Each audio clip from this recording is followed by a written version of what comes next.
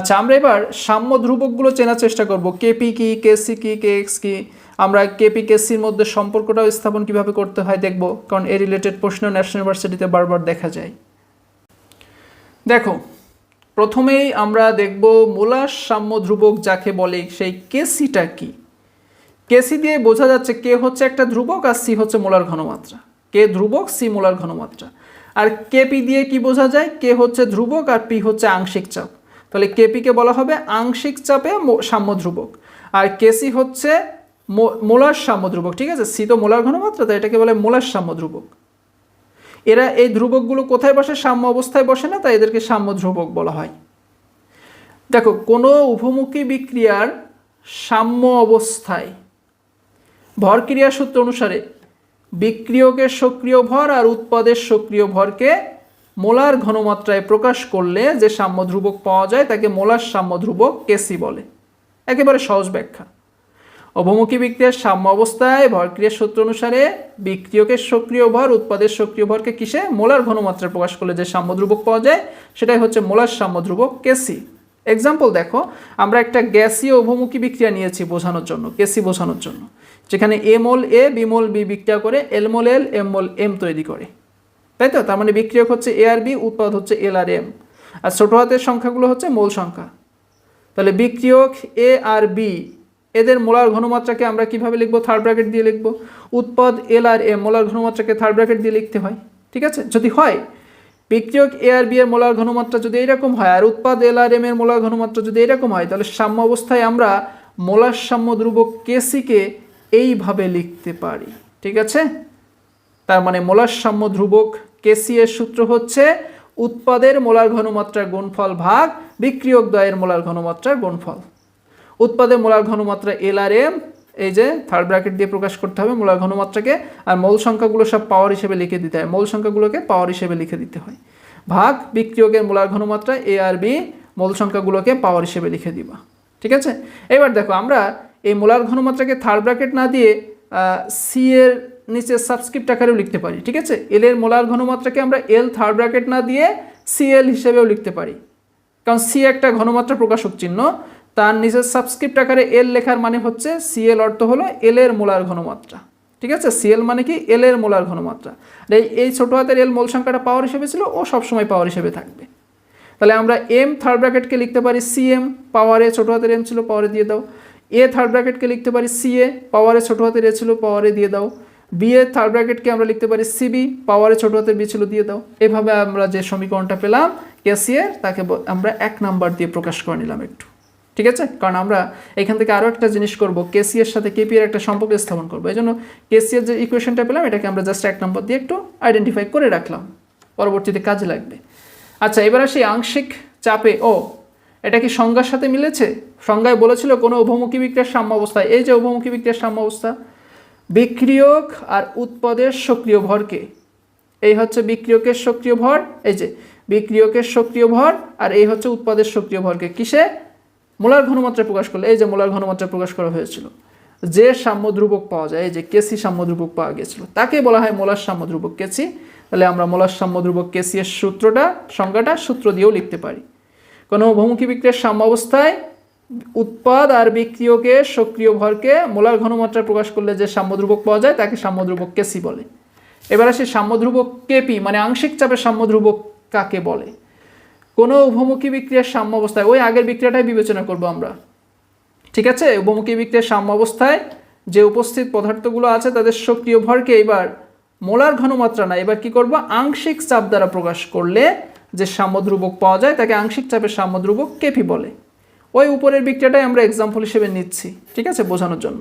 এখানে বিক্রিয়ক এ আর বি এর আংশিক চাপ কি হবে, দেখো আংশিক চাপ লেখার সময় কিভাবে লিখতে হয় জানো, আমরা যদি এ এর আংশিক চাপ লিখতে যাই তাহলে এই যে পি এ হিসেবে লিখবো, জাস্ট যার আংশিক চাপ তাকে সাবস্ক্রিপ্ট আকারে লিখতে হয়, আংশিক চাপকে আমরা বড় হাতের পি দিয়ে প্রকাশ করি, এবং যার আংশিক চাপ তাকে আমরা সাবস্ক্রিপ্ট আকারে নিচে লিখি। তো এ এর আংশিক চাপ তাই আমরা পি এর নিচে সাবস্ক্রিপ্ট আকারে এ লিখেছি, বি এর আংশিক চাপ তাই পি এর নিচে সাবস্ক্রিপ্ট আকারে বি লিখেছি, উৎপাদ এল এর আংশিক চাপ তাই পি এর নিচে সাবস্ক্রিপ্ট আকারে এল লিখেছি, এম এর আংশিক চাপ তাই পি এর নিচে সাবস্ক্রিপ্ট আকারে এম লিখেছি। ঠিক আছে, তাহলে কোনো উভমুখী বিক্রিয়া আংশিক চাপ দ্বারা প্রকাশ করলে যে সাম্য ধ্রুবক পাওয়া যায় তাকে কেপি বলে। যেমন এই বিক্রিয়াটাই দেখো, বিক্রিয়ক আছে এ আর বি, তাহলে এদের আংশিক চাপ হবে পি আর পিবি। উৎপাদ আছে এল আর এম, তাহলে এদের আংশিক চাপ হবে পি এল আর পিএম। যদি এরকমটা হয় তাহলে কেপি এর সূত্র কি হবে? উৎপাদের আংশিক চাপের গুণফল বাই বিক্রিয়কের আংশিক চাপের গুণফল। এই যে উৎপাদের আংশিক চাপের গুণফল বাই বিক্রিয়কের আংশিক চাপের গুণফল।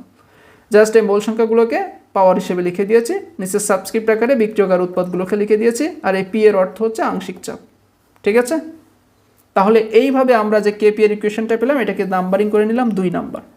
এবার দেখো আমরা কেসি এরও একটা ইকুয়েশন পেয়েছি, কেপি এরও একটা ইকুয়েশন পেয়েছি। তাহলে এদের দুইজনের ভিতরে যখন সম্পর্ক স্থাপন করতে বলবে তোমরা কি করে সম্পর্কটা স্থাপন করবা? দেখো খুব সহজেই বা তোমরা সম্পর্কটা পেয়ে যাবা।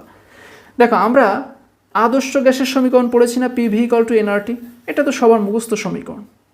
এটা হচ্ছে আদর্শ গ্যাসের সমীকরণ, যেখানে কি এন হচ্ছে মোল সংখ্যা, বড় হাতের পি হচ্ছে চাপ, ভি হচ্ছে আয়তন, আর মোলার গ্যাস ধ্রুবক, টি পরম তাপমাত্রা। তো একটা গ্যাসের এন মোলের আংশিক চাপ যদি পি হয় তাহলে গ্যাসটার টি তাপমাত্রায় ভি লিটার আয়তন দখল করলে আদর্শ গ্যাসের সূত্র হয় এরকম, পিভি ইকুয়াল টু এনআরটি। এখান থেকে পিকে রেখে ভিকে ডান পাশে পাঠালে ভি ডান পাশে গিয়ে ভাগ হয়ে যায়, এন বাই ভি লিখেছি আমরা, যদিও এনআরটি বাই ভি হওয়ার কথা, বাট আরটিকে আমরা একটু আলাদা লিখেছি কারণ এখানে একটা সূত্র অ্যাপ্লাই করব। আমরা জানি N by V equal to বড় হাতের সি লেখা যায়। কেন? কারণ বড় হাতের সি এর অর্থ হচ্ছে কনসেন্ট্রেশন বা ঘনমাত্রা, যা equal to N by V. ঘনমাত্রা C equal to N by V, সূত্র এটা মুখস্থ রাখবা। এন হচ্ছে মোল সংখ্যা, আয়তন, তাহলে ঘনমাত্রা ইকুয়াল টু মোল সংখ্যা বাই আয়তনও হয়।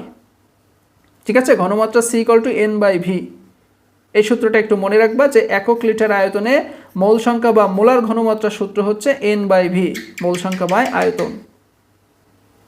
তাই আমরা এন বাই ভি এর জায়গায় জাস্ট সিটা লিখেছি। এইভাবে আমরা কি পেলাম? পিভি ইকুয়াল টু সিআরটি, যেটাকে 3 নম্বর সমীকরণ দিলাম। সরি, পিভি না, P equal to CRT, P equal to CRT, এটাকে 3 নম্বর দিয়ে প্রকাশ করে নিলাম। এখন দেখো এইখানে আমরা এই যে পি ইকুয়াল টু সিআরটি পেয়েছি না, এই মানটাকে যদি আমরা এই 2 নম্বরের পি এর জায়গায় বসিয়ে দেই তাহলে কেমন হয়? এই যে পি এর পজিশনগুলোতে যদি আমরা এই সিআরটি অংশটা বসিয়ে দেই, এখানে তো P equal to CRT already আমরা দেখছি হচ্ছে, তাহলে এই পজিশনগুলোতে পি এর জায়গায় সিআরটি লিখে দিবা। এই যে CRT CRT CRT CRT, just চেঞ্জটা কোথায় করেছি দেখো, জাস্ট চেঞ্জটা করেছি এইখানে পি এর নিচে এল ছিল সাবস্ক্রিপ্ট আকারে, তাহলে আমাদের সি এর নিচেও এল লিখতে হবে। এখানে পাওয়ারে ছোট হাতের এল ছিল, তাহলে সিআরটি এর পাওয়ারে ছোট হাতের এলকে বসাতে হবে। জাস্ট এই পি পজিশনটাতে তুমি সিআরটি বসাবা। তো পি এর সাথে সাবস্ক্রিপ্ট আকারে এল ছিল, তাহলে সেই সাবস্ক্রিপ্ট আকারে এলটা সি এর সাথেও লিখে দাও। আর এদের পি এর উপরে পাওয়ার হিসেবে এল ছিল, সেই পাওয়ারটাকে আমরা, সেই পাওয়ার এলটাকে আমরা সিআরটির উপরে পাওয়ার হিসেবে লিখে দিচ্ছি। ঠিক আছে, তাহলে পি এম এর জায়গায় লিখবো সিএমআরটি, পাওয়ারে ছোটো হাতের এম ছিল দিয়ে দাও পাওয়ারে। পি এর জায়গায় লিখবো সিএআরটি, পাওয়ারে ছোটো হাতের এ ছিল দিয়ে দাও পাওয়ারে। পি বি এর জায়গায় লিখবো সিবিআরটি, পাওয়ারে ছোটো হাতের বি ছিল দিয়ে দাও পাওয়ারে। ঠিক আছে, এইবার আমরা যেটা পাবো দেখো, আমরা এবার একটু আলাদা করব। কিভাবে? আমরা সিএল আর সিএমকে পাশাপাশি আনবো, সিএ আর সিবিকে পাশাপাশি আনবো, আরটি আর আরটি দুইটাকে আমরা এক পাশে নিয়ে যাব, এই আরটি আর এই আরটিকে আমরা এক পাশে নিয়ে যাব। ঠিক আছে, তো সিএল পাওয়ারে এল এইটাকে এইখানে লিখলাম, সিএম পাওয়ারে এম এইটাকে এইখানে লিখলাম, মানে দুইটাকে আমরা পাশাপাশি আনলাম।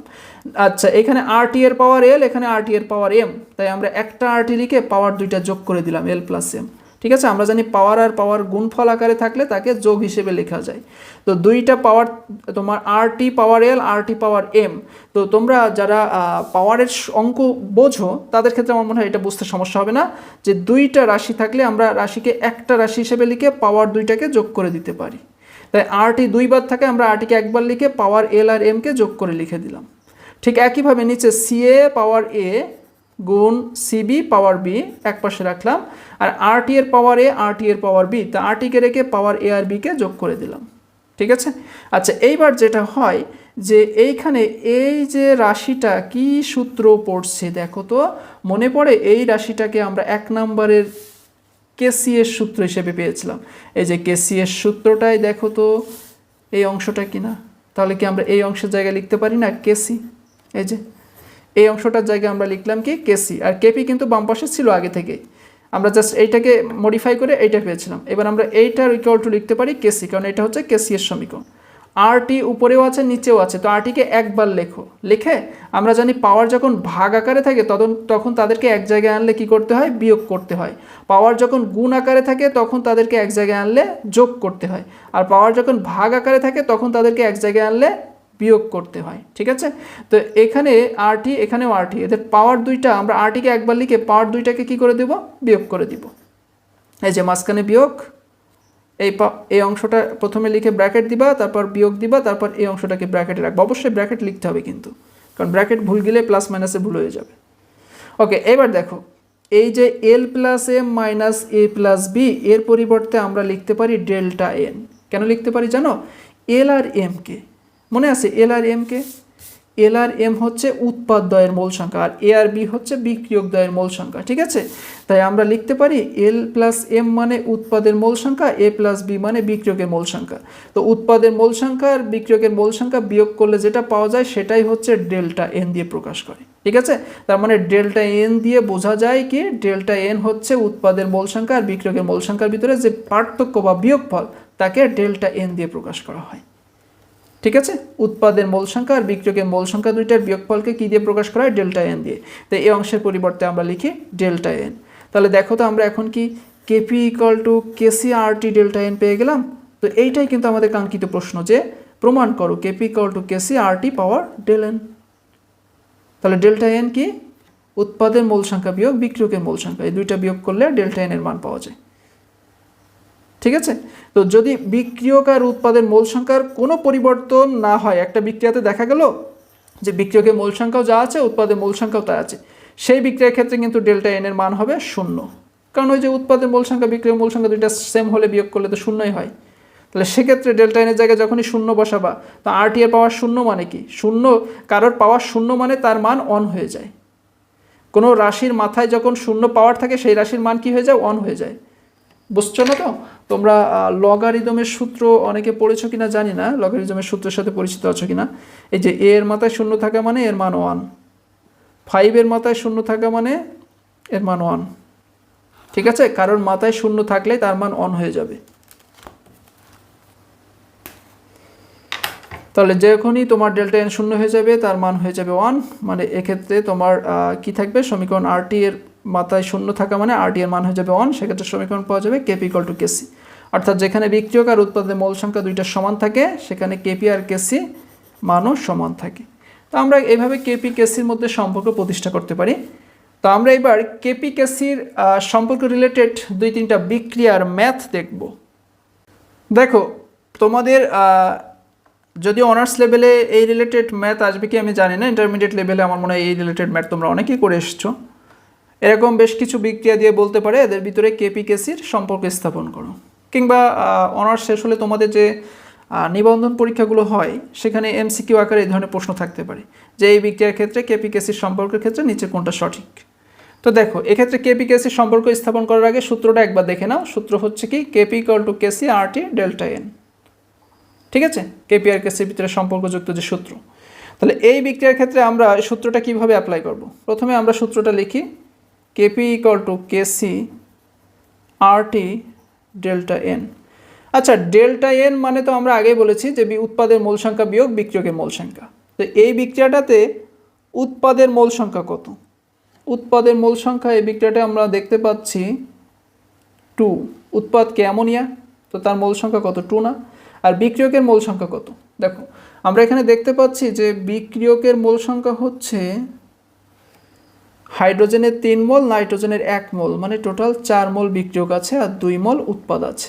তাহলে ডেল্টা এন এর মান কত হবে, উৎপাদের মোল সংখ্যা বিয়োগ বিক্রিয়কের মোল সংখ্যা -2। ঠিক আছে, তো বসাই দাও, KP equal to KC R T power del N এর জায়গায় হবে -2। তাহলে 1 নম্বর সমীকরণের ক্ষেত্রে কেপি কেসির সমীকরণ কোনটা, এই যে KP equal to KC R টি -2। ঠিক আছে, এবার আসি 2 নম্বর বিক্রিয়ার ক্ষেত্রে কিভাবে সম্পর্ক স্থাপন করবা। ঠিক একইভাবে KP equal to KC R T delta N সূত্রটা লিখে নাও। এখানে উৎপাদের মোল সংখ্যা কত, 1 মোল পিসিএল3 1 মোল ক্লোরিন, তাহলে উৎপাদের মোল সংখ্যা 1 1 2। বিক্রিয়কের মোল সংখ্যা কত, 1 মোল পিসিএল5, মানে বিক্রিয়কের মোল সংখ্যা হচ্ছে 1, তাহলে এখানে ডেল্টা এন এর মান হবে উৎপাদের মোল সংখ্যা বিয়োগ বিক্রিয়কের মোল সংখ্যা মানে 1। তাহলে আমরা এই ইকুয়েশনটাকে লিখতে পারি KP equal to KC R T পাওয়ার 1। তো পাওয়ার 1 লেখা মানে পাওয়ার 1কে লিখলেও যা না লিখলেও তাই। তাহলে এখানে সমীকরণটা হবে KP equal to KC R টি। ঠিক আছে, এই বিক্রিয়ার ক্ষেত্রে কেপি কেসির সম্পর্ক KP equal to KC R টি। আশা করি এটা বুঝতে পেরেছি। এবার আসি 3 নম্বর বিক্রিয়ার ক্ষেত্রে। দেখো KP equal to KC R T delta N. তো এক্ষেত্রে উৎপাদের মোল সংখ্যা কত? আমরা দেখতে পাচ্ছি 2 মোল হাইড্রোজেন আয়োডাইড উৎপন্ন হচ্ছে, মানে উৎপাদের মোল সংখ্যা 2। আমরা দেখতে পাচ্ছি এখানে 1 মোল হাইড্রোজেন 1 মোল আয়োডিন, মানে বিক্রিয়কের মোল সংখ্যা 2, 1 1 2। তাহলে ডেল্টা এন এর মান হবে উৎপাদের মোল সংখ্যা বিয়োগ বিক্রিয়কের মোল সংখ্যা ইকুয়াল টু 0। তাহলে ডেল্টা এন এক্ষেত্রে কি হচ্ছে? 0 হচ্ছে, তাই তো? তাহলে কেপি কেসি আর টি এর পাওয়ার 0। আমরা জানি কারোর পাওয়ার 0 মানে তার মান অন হয়ে যায়, তার মানে এখানে ইকুয়েশনটা আসবে কেপি ইকুয়াল টু কেসি। তাহলে এই বিক্রিয়ার ক্ষেত্রে কেপি কেসির সম্পর্ক কি? KP equal to KC. তা আমরা একটা জিনিস বুঝতে পারছি এখান থেকে, যখন বিক্রিয়কের মোল সংখ্যা আর উৎপাদের মোল সংখ্যা দুইটা সমান থাকে তখন কি হয়? কেপি আর কেসি এর মান পরস্পরের সমান হয়। কেপি এরও যে মান হয় কেসি এরও সেই মান পাওয়া যায়। ঠিক আছে, যখন বিক্রিয়ক আর উৎপাদের মোল সংখ্যার কোনো পরিবর্তন না হয় তখন কেপি ইকুয়াল টু কেসি হয়। আর পরিবর্তন হলে এই যে